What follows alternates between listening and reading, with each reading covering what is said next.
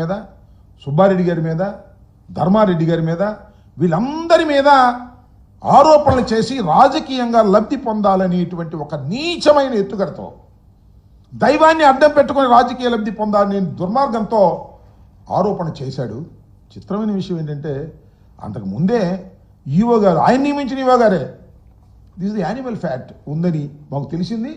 ఆ 4 ట్యాంకర్లు తిప్పి పంపించాం. ఆ 4 ట్యాంకర్లు తిప్పి పంపించడం కొత్త కాదు. జగన్మోహన్ రెడ్డి గారి టైంలో 18 ట్యాంకర్లు తిప్పి పంపించారు. 2014, 2019లో చంద్రబాబు నాయుడు గారి హయాంలో 15 ట్యాంకర్లు తిప్పి పంపించారు.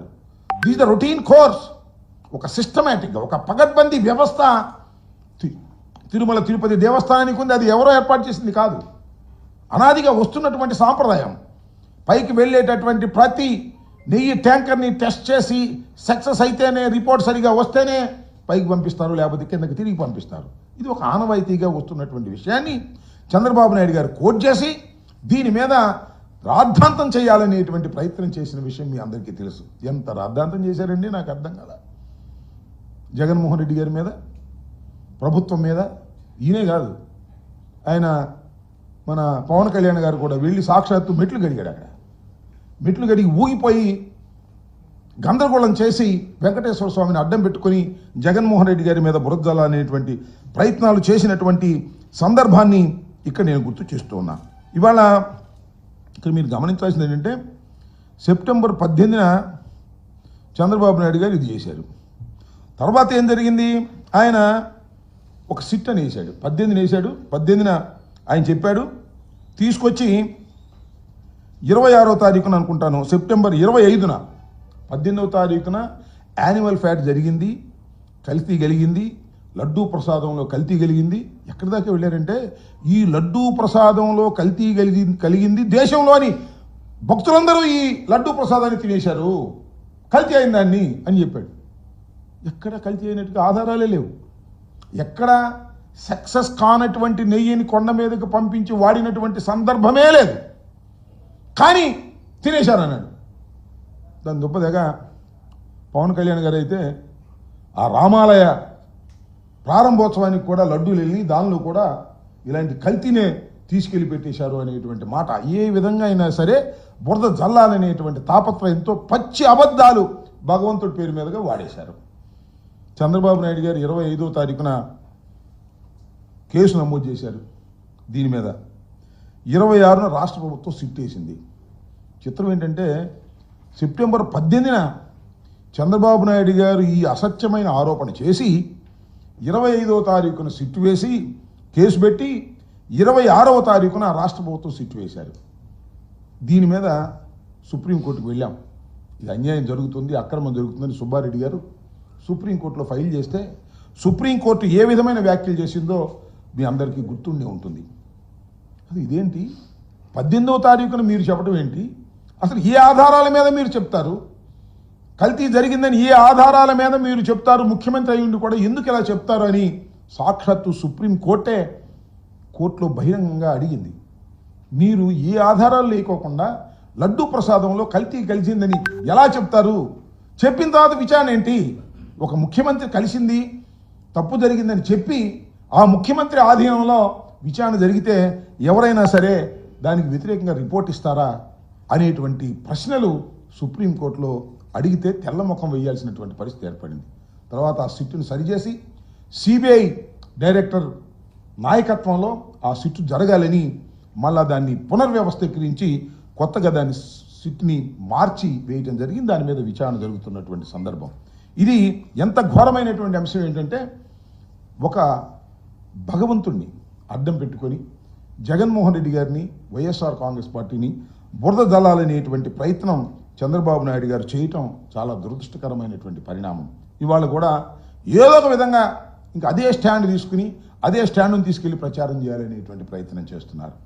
చాలా స్పష్టంగా లోతుగా ఆలోచిస్తే ఎవరికైనా అర్థమయ్యేది ఒక్కటే, ఏదైతే వీళ్ళు తీసుకెళ్ళి మళ్ళా ఎన్డీబీఐకి పంపించారు రిపోర్ట్, దానిలో వాళ్ళు చాలా స్పష్టంగా చెప్పినటువంటి అంశాన్ని మీ దృష్టిలోకి తీసుకొస్తాను. వాళ్ళు ఏమంటారంటే, అయ్యా మా దగ్గర ఈ రిపోర్ట్ వచ్చింది, ఈ రిపోర్ట్ కిందే ఒక డిస్క్లైమర్ పెట్టారు. ఏమని డిస్క్లైమర్ పెట్టారంటే, ఆవులు ఆహారం సరిగ్గా తీసుకోకపోతే, మేత సరిగ్గా లేకపోతే కూడా ఇలాంటి రిపోర్ట్స్ వచ్చేటటువంటి అవకాశం ఉంది. ఇది పూర్తిగా నమ్మటానికి వీల్లేదని ఎవరైతే సర్టిఫై చేశారో ఆ సర్టిఫై చేసిన వాళ్ళే డిస్క్లైమర్ ఇస్తే కల్తీ కలిసిందంటాడు చంద్రబాబు నాయుడు గారు. నాకు అర్థం కాల. ఇవన్నీ ఏంటి? వాడనటువంటి నెయ్యి రిపోర్ట్లోనే ఈ విధంగా ఖచ్చితత్వం లోపించే అవకాశం ఉంది అని డిస్క్లైమర్ వాళ్ళు ఇచ్చారు. తాము ఇచ్చిన రిజల్ట్స్ కొన్ని సందర్భాల్లో ఖచ్చితత్వం లోపిస్తుంది, కొన్ని సందర్భాలు ఎక్సెప్షనల్ సందర్భాల్లో ఖచ్చితత్వం లోపిస్తుందని ఎన్డీడీబీ రిపోర్ట్ ఇచ్చింది. ఏమని? దానిలో నెయ్యి వల్ల, అలానే ఆవాలు, అవిసెలు, సామాయిలు లాంటి వెజిటబుల్ ఆయిల్స్ వర్ణంలో ఆహారంలో ఇచ్చిన ఆవుల నుంచి వచ్చే పాలలో తయారు చేసే నెయ్యి వల్ల ఇలాంటి ఇబ్బందులు వస్తాయి అనేటువంటి మాట వాళ్ళు డిస్క్లైమర్లో చాలా స్పష్టంగా ఈ ఎన్డీడీబీ ఇస్తే దాన్ని పట్టుకొని వాళ్ళ రాద్ధాంతం చేయాలనేటువంటి ప్రయత్నం నారా చంద్రబాబు నాయుడు గారు కుట్రపూరితంగా చేస్తున్నారనే అంశాన్ని దయచేసి గమనించాలని, ఇదంతా కూడా సిట్టు జరుగుతున్నటువంటి అంటిది కూడా వాడని నెయ్యి మీద జరుగుతున్నటువంటి విచారణే తప్ప వాడిన నెయ్యి మీద జరుగుతున్నటువంటి విచారణ కాదు. లడ్డూ ప్రసాదాలలో ఏ విధమైన కల్తీ నెయ్యిని వాడారనేటువంటి ఆధారాలు కానీ అనుమానాలు కానీ లేకపోయినా నారా చంద్రబాబు నాయుడు గారు వాడేశారని, అది తినేశారని ఒక అపవిత్రమైనటువంటి ప్రచారాన్ని చేయటం చాలా దురదృష్టకరం. దీనికి ఖచ్చితంగా నారా చంద్రబాబు నాయుడు గారు మూల్యం చెల్లించక తప్పదు.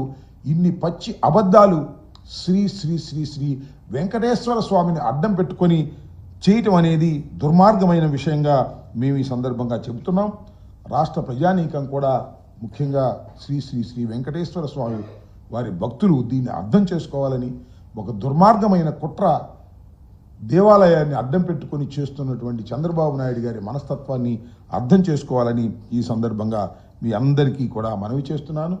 ఈఆర్ ఫుడ్స్ ప్రైవేట్ లిమిటెడ్ అనే సంస్థ సరఫరా చేయటం ప్రారంభించింది నారా చంద్రబాబు నాయుడు గారు ముఖ్యమంత్రి అయిన తర్వాత, ప్రమాణ స్వీకారం చేసిన తర్వాత మాత్రమే వారు సరఫరా చేయటం మొదలుపెట్టారు తప్ప జగన్మోహన్ రెడ్డి గారి టైంలో సరఫరా చేసింది కాదనే విషయాన్ని కూడా దయచేసి నోట్ చేసుకోవాలి ప్రజానీకమని ఈ సందర్భంగా నేను కోరుతున్నాను. ఇది ఒక రాజకీయ లబ్ధి కోసం నారా చంద్రబాబు నాయుడు గారు చేస్తున్న ఒక విషపూరితమైన నాటకంలో భాగంగానే ఇది ఉంది తప్ప మరొకటి కాదని ప్రపంచవ్యాప్తంగా ఉన్న భక్తులు తెలుసుకోవాలని కూడా ఈ సందర్భంగా నేను కోరుతున్నాను.